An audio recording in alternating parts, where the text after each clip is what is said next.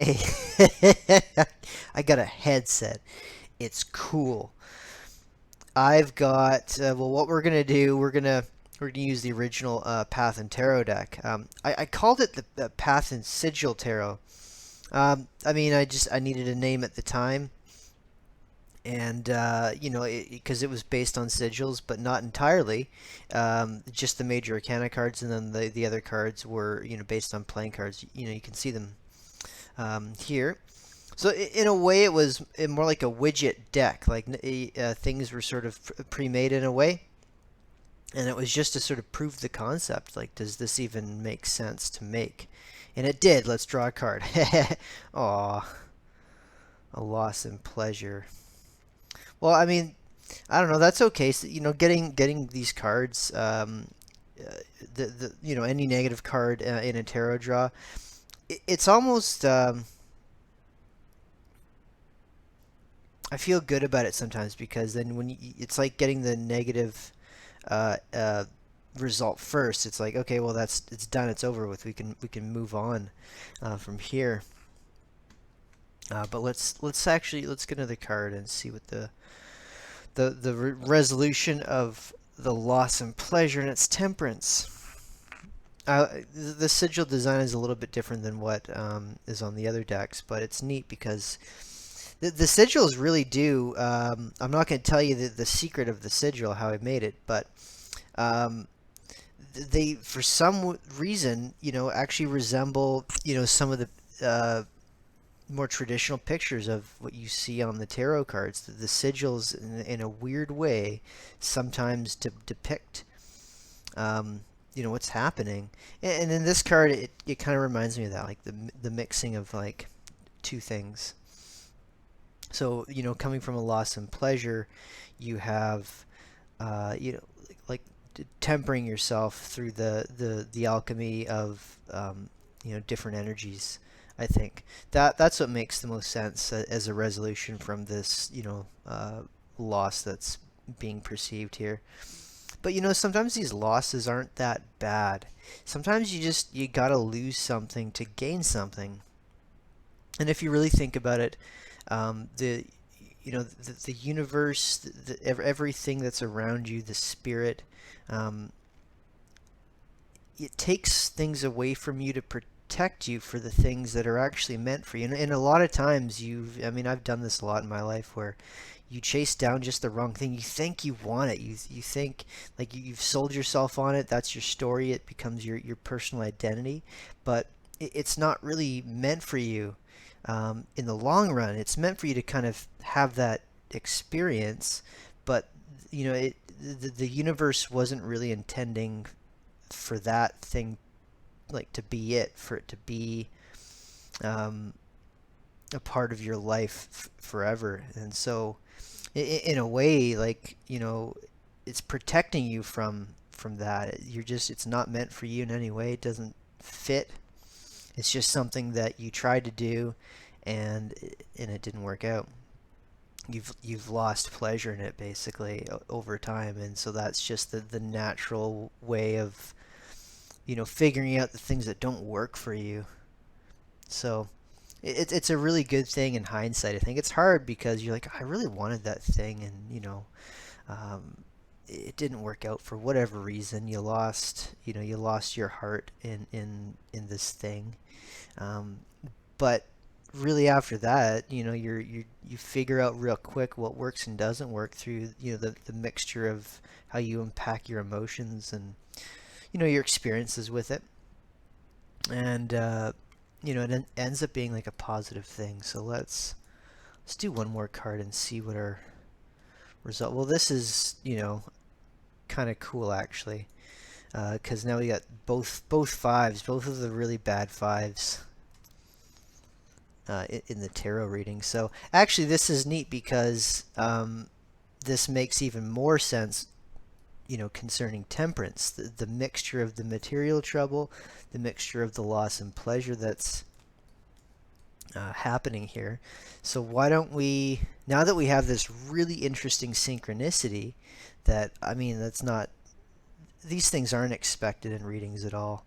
And when we do a collective reading like this, the question's open. We're just really kind of um, tapping on the door of spirit and just saying, hey, are you in there? What's going on? That's kind of what this is, because there's no specific question that we ask up front in these collective readings. It's just, let's see what we get. Um, and so, to see these types of patterns, it's really cool. It's synchronicity, in my opinion, and it's like most clearest form is seeing these patterns like that. And when you see synchronicity at the same time too, again, it's like spirit, the universe, whatever you want to call it, saying, hey, like, you've come in contact with me. You're on the right track. And so whenever that happens, it means you're on the right track, no matter what's going on. In this case, yeah, we got the two bad fives. But let's do one more card. And we got the High Priestess. So, and see, again, we've got these interesting relationships. The two of these, temperance, mixing this up. And, the result is you are now able to be initiated into the next thing, the next phase of the, like the grand journey, the fool's journey, whatever you want to call that type of journey. Um, the High Priestess allows you to initiate behind the scenes, get in touch with your other side, right? Because the magician, in the sequence of your majors, the magician masters everything. He becomes the master of the elements. But that only allows him the skill and the ability to transcend like the physical reality, and allow that connection to a higher realm of existence. And from there you carry on to the Empress, etc. But that's where we end up having dealt with both these cards. We end up at the point of the High Priestess. So we get to learn intimate details about the secrets of the universe. So that's really cool. The moon plays a big role in this. The moon's energy. So seeing the dark side of the moon, if you like that reference. I think it's a good reference, because you've got dark side and light sides here as well represented with these two fives. So there's the collective message here in a long form reading, and I think it's a good message. So take any bit of this that resonates with you, and work with it, and you can go back to old readings too to see if any of the older readings connects to this, because it doesn't matter when these readings get done. It's the matter of your personal sequence of how you experience it. So you go see this, go back and catch another collective reading, and then it's going to connect because you are experiencing them for the first time in your sequence. So it doesn't have to actually be the real timeline that I've created them in. It's your timeline that gets created separately through which ones you experience first. So that's, know that. And that's speaking from the High Priestess too. So these are these are the things that you get to become aware of when you start to understand the things that go on underneath, what you perceive as your world. How everything that you experience for the first time has a unique stamp on your conscious experience. So it means if you were to go back and watch all these readings in the order that they were created in, that's going to give you a different experience than if you say watch this reading and then go back and pick something at random and then do that again and just see them out of order. You get a different experience, and your consciousness has a whole, it looks different compared to someone who's seen them in order. So know that's something that I want to make sure you can take away from this reading, and that goes with everything that you do in the world. Your first moment of that new experience is a stamp. So you have to really be careful what you get to experience for the first time. It's usually the best. It's the height of that sensory experience in a lot of ways, and you're always trying to catch up on that. I think it's like hearing a song for the first time. You can never unhear it. the song changes over time because you keep hearing it under different contexts.